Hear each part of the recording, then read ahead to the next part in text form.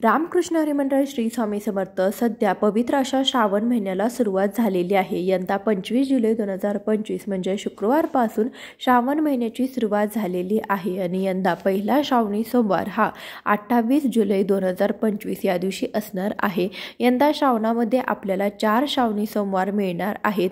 सणांचा राजा म्हणून ओळखल्या जाणारे या श्रावण महिन्यामध्ये विविध प्रकारची व्रतवैकल्ये केली जातात। अनेक सणवार या महिन्यामध्ये असतात। त्यामध्ये प्रामुख्याने जे व्रत उपवास केला जातो ते म्हणजे श्रावणी सोमवारचं व्रत। काही जण श्रावणामध्ये संपूर्ण श्रावण महिना उपवास करतात, काही जण एका टायमाला जेवतात, तर काही जण ज्यांना जसं शक्य होईल तर ते त्यावेळेस त्याग करतात। जसे की काही जण चप्पल घालणं टाळतात, तर काही जण जेवण करणं टाळतात, काही जण कांदा लसूण टाळतात। म्हणजे जो तो आपापल्या परीने काही ना काही जर त्याग या दिवशी या महिन्यामध्ये करत असतो। तसं श्रावणी सोमवारचं जे व्रत आहे ते अत्यंत पवित्र आणि शुभ फलदायी ठरलं जातं। त्यासाठी श्रावणी सोमवारचं व्रत हे बरेच जण करत असतात। विवाहित स्त्रिया आपल्या पतीच्या दीर्घायुष्यासाठी आणि अखंड सौभाग्यासाठी हे व्रत करतात, तर विवाहित महिला इच्छित वर प्राप्तीसाठी हा जो उपवास आहे तर तो करत असतात। हे जे उपवास आहे तर ते कोणीही करू शकतं। त्यासाठी श्रावणी सोमवारचा उपवास हा अत्यंत महत्त्वाचा ठरतो।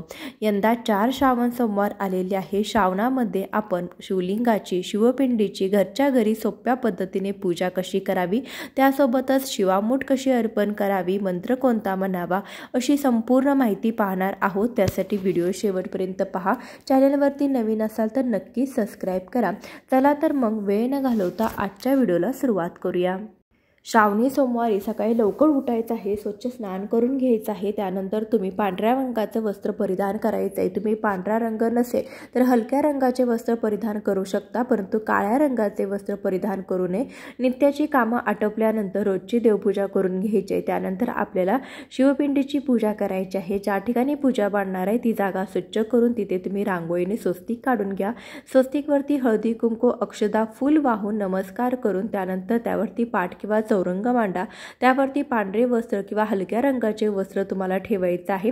त्यानंतर सर्वात आधी आपल्याला दीप प्रज्वलन करून घ्यायचं आहे। त्यासाठी अक्षदांचं आसन ठेवून त्यावरती आपल्याला दिवा ठेवून दिवा प्रज्वलित करून दिव्याला हळदी कुंकू अक्षदा फूल व्हायचं आहे। दिव्याची पूजा झाल्यानंतर आपल्याला एका तामणामध्ये गणपती बाप्पांच्या मूर्तीवरती स्नान करायचं आहे। गणपती बाप्पांच्या मूर्तीवरती पहिल्यांदा पाण्याने, परत पंचामृताने, पुन्हा पाण्याने आपल्याला अभिषेक करायचा आहे।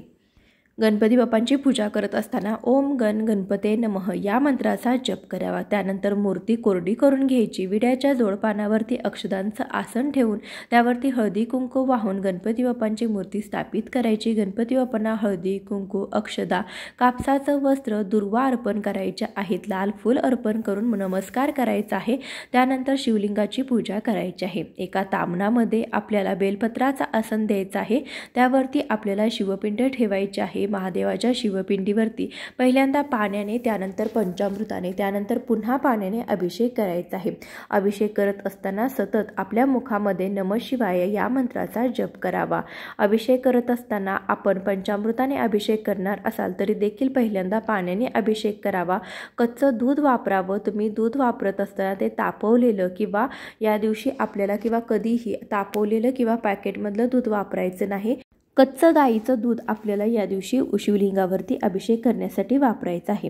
त्यानंतर मी चंदनाने अभिषेक केलेला आहे। यानंतर आपण शिवपिंड स्वच्छ करून घ्यायची आहे, कोरडी करून घ्यायची आहे। त्यानंतर तामणामध्ये अक्षदांचं आसन ठेवून त्यावरती बेलपत्र ठेवलेले, बेलपत्रावरती शिवपिंड ठेवून शिवपिंडीवरती आपण चंदन भस्म लावून घ्यायचं आहे।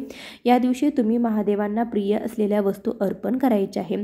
जसं की बेलपत्र असेल, पांढरी फुलं असतील, धोत्र्याचं फळ असेल, फूल असेल, तर या वस्तू आपल्याला शिवलिंगावरती अर्पण करायच्या आहेत। यानंतर आपण कापसाची माळ आणि अक्षदा देखील अर्पण केलेल्या आहेत। रुद्राक्षाची माळ घातलेली आहे। अशी आपण शिवपिंडीची पूजा करून घ्यायची आहे। या दिवशी तुम्हाला गोकर्णीचं फूल मिळालं तर अवश्य तुम्ही शिवपिंडीला वाहा। शिवपूजा तुम्ही मंदिरामध्ये जाऊन देखील अशाच पद्धतीने करू शकता। जाताना सर्व साहित्य आपल्याला घेऊन जायचं आहे आणि तिथे जाऊन आपल्याला पूजा करायची आहे। महादेवांची पूजा करून झाल्यानंतर आपल्याला तिथे बेलपत्र अर्पण करायचं आहे। बेलपत्र अर्पण करत असताना ते उलटं अर्पण करायचं आहे। देठाकडचा जो भाग आहे तर तो आपण थोडासा कापून घ्यायचा आहे, म्हणजे देठाला जी गाठ असते तर ती तोडायची आहे आणि बेलपत्राचा गुळगुळीत भाग आपण शिवलिंगावरती येईल अशा प्रकारे बेलपत्र शिवपिंडीवरती व्हायचं आहे। तुम्ही 1 किंवा 108 बेलपत्र वाहू शकता। तुमच्याजवळ जर 108 बेलपत्र नसेल तर तुम्ही एकच बेलपत्र धुवून पुन्हा वाहू शकता। बेलपत्र कधीही शिळं होत नाही, त्यासाठी तुम्ही धुवून ते पुन्हा वापरू शकता। तुम्हाला जर ही पूजा करत असताना जर बेलपत्र मिळालं नाही तर तुम्ही मंदिरामध्ये तिथंच दुसऱ्यांनी वाहिलेलं बेलपत्र धुवून ते पुन्हा वाहिलं तरी सुद्धा चालेल, कारण की बेलपत्र हे शिळं होत नाही। श्रावणी सोमवारच्या दिवशी आपल्याला बेलपत्र तोडायचं नाही, तुम्ही आदल्या दिवशी तोडून आणून ठेवू शकता। शिवपिंडीवरती बेलपत्र वाहत असताना ते तुटलेलं शिवपिंडीवरती बेलपत्र अर्पण करायचं नाही। तुटलेलं, कुठं छिद्र असलेलं असं बेलपत्र वाहू नये। शिवपिंडीवरती तुळस कधीही वाहू नये। शिवपिंडीची पूजा करत असताना आपल्याला शंखाचा वापर अजिबात करायचा नाही। शिवपिंडीवरती हळदी कुंकू व्हायचं नाही, केतकीची फुले व्हायची नाहीत। या नियमांचं पालन देखील आपल्याला अवश्य करायचं आहे। यानंतर आपण माता अन्नपूर्णेच्या मूर्तीवरती अभिषेक करून घेणार आहोत। तांबणामध्ये फुलांचं आसन ठेवून त्यावरती आपण मूर्ती ठेवायची आहे। माता अन्नपूर्णेच्या मूर्तीवरती पहिल्यांदा पाण्याने, पुन्हा पंचामृताने, त्यानंतर पुन्हा पाण्याने आपण अभिषेक करून घ्यायचा आहे।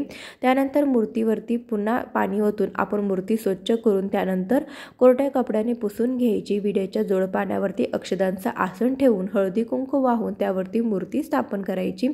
अन्नपूर्णा मातेला हळदी कुंकू, अक्षदा, कापसाचं वस्त्र अर्पण करायचं आहे। त्यानंतर तुम्ही सौभाग्यवान अर्पण करू शकता। शिवाची पूजा, महादेवाची पूजा त्यांच्या कुटुंबासोबत केली जाते। अन्नपूर्णा माता ही पार्वतीचंच एक रूप असल्याने आपल्याला या दिवशी अन्नपूर्णा मातेची पूजा ही आवर्जून करायची आहे। त्यानंतर इथे मी सौभाग्यवान वाहून घेतलेला आहे। यानंतर आपण नैवेद्य दाखवून घ्यायचा। नैवेद्यामध्ये तुम्ही दूध साखरेचा नैवेद्य दाखवू शकता, खडी साखरेचा नैवेद्य दाखवू शकता, शक्यतो पांढऱ्या मिठाईचा किंवा तुम्ही फळाचा नैवेद्य या दिवशी दाखवायचा आहे। नैवेद्यासाठी आपल्याला पहिल्यांदा पाण्याने भरीव चौकोनी मंडल करायचं, त्यावरती नैवेद्य ठेवायचा। 3 वेळा पाणी फिरून नैवेद्यम समर्पयामी असं आपल्याला बोलायचं आहे आणि नैवेद्य दाखवायचा आहे। या दिवशी दिवसभर उपवास करायचा आहे आणि संध्याकाळी आपण प्रदोष काळामध्ये पुन्हा एकदा शिवपिंडीवरती आपल्याला जलाभिषेक करायचा आहे आणि त्यानंतर उपवास जो आहे तर तो नैवेद्य दाखवून सात्विक अन्न ग्रहण करून आपल्याला सोडायचा आहे।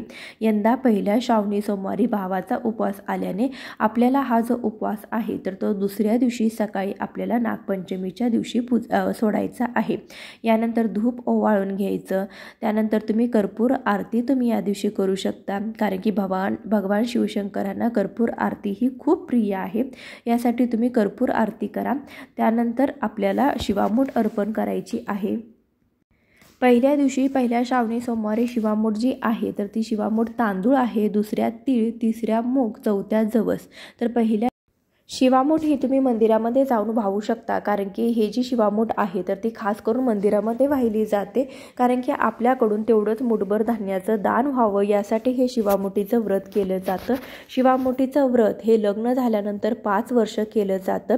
शिवामूठ वाहण्यासाठी आपल्याला तांदूळ घ्यायचे आहे, तर हे तांदूळ आपल्याला उजव्या हातामध्ये घेऊन मूठ बंद करून घ्यायची आहे आणि हे जे तांदूळ आहे तर ते शिवपिंडीवरती आपल्याला हळूहळू व्हायचे आहेत। वाहत असताना हे धान्य ओलं करून घ्यावं। त्यासाठी डाव्या हाताने उजव्या हातावरती तुम्ही पाणी वाहू शकता किंवा पहिल्यांदाच धान्य ओलं करून घेऊ शकता आणि त्यानंतर ते तुम्हाला शिवपिंडीवरती अर्पण करायचं आहे। तर बघा, शिवामुठीची कथा देखील तुम्ही या दिवशी वाचायची आहे। शिवमूठ ही लग्न झाल्यानंतर 5 वर्ष केली जाते असंच कथेमध्ये सांगितलं आहे। नावडतीची आवडती होण्यासाठी ही जी शिवामूठ आहे तर याचं व्रत केलं जातं, परंतु बऱ्याच ज्या कुमारिका मुली आहेत त्या देखील शिवामूठ वाहतात। तर लग्न व्हायच्या अगोदर शिवामूठ वाहिली जात नाही, लग्न झाल्यानंतरच आपल्याला शिवामूठ व्हायची असते। शिवामूठ वाहत असताना आपल्याला एक मंत्र म्हणायचा असतो, तो असा की शिवा शिवा महादेवा माझी शिवामूठ ईश्वरा देवा मनातल्या इच्छा पूर्ण कर रे देवा असं म्हणून आपल्याला शिवलिंगावरती 3 वेळा ही शिवामूठ व्हायची आहे। तुम्ही मंदिरामध्ये जाऊन देखील 3 वेळा शिवामूठ व्हायची। त्यानंतर हे जे धान्य आहे तर त्या धान्यामध्ये थोडीशी भर घालून आपण हे धान्य दान करायचं असतं। तुम्हाला शक्य झाल्यास तर दुसऱ्या दिवशी तुम्ही हे धान्य आहे तर ते मंदिरामध्ये दान करू शकता, नसेल तर तुम्ही पक्ष्यांना घाला किंवा तुम्ही हे जे धान्य आहे त्याचा भात शिजवून तुम्ही गायला खायला घालू शकता, परंतु ह्या धान्याचा दुरुपयोग करू नका। तुम्हाला शक्य असेल तर यामध्ये थोडीशी भर घालून तुम्ही ते धान्य एखाद्या गरजू व्यक्तीला किंवा मंदिरामध्ये जाऊन तुम्ही ते दान करू शकता। आणि जर तुमच्या घरामध्ये ह्या धान्याचा जर उपयोग होत नसेल तर तुम्ही घरामध्ये शिवामूठ न वाहता मंदिरामध्ये शिवामूठ वाहणे हीच योग्य ठरेल, कारण की आपल्याकडून अन्नाची नासाडी देखील होऊ नये। कारण शिवामूठ वाहण्यामागे हेच एक कारण आहे की आपण मुठमुठ धान्य हे प्रत्येक सोमवारी आपण आपल्याकडून दान करावे, कारण की श्रावण महिन्यामध्ये दान करण्याला तेवढंच महत्त्व आहे। आणि आपण दान करण्याऐवजी जर घरामध्ये अन्नाची नासाडी करू तर त्याचं पूर्ण फळ आपल्याला मिळणार नाही। त्यासाठी शक्य झाल्यास मंदिरामध्ये तुम्ही जाऊन ही जी शिवामूठ आहे तर ती अर्पण करू शकता। घरामध्ये अर्पण केली तर वाहिलेलं जे धान्य आहे ते पक्ष्यांना खायला घाला किंवा तुम्ही गायला खायला घालू शकता, परंतु जे धान्य आहे तर ते वाया आता कामा नये। आजचा व्हिडिओ कसा वाटला कमेंटद्वारे आवर्जून सांगा। बोला हर हर महादेव।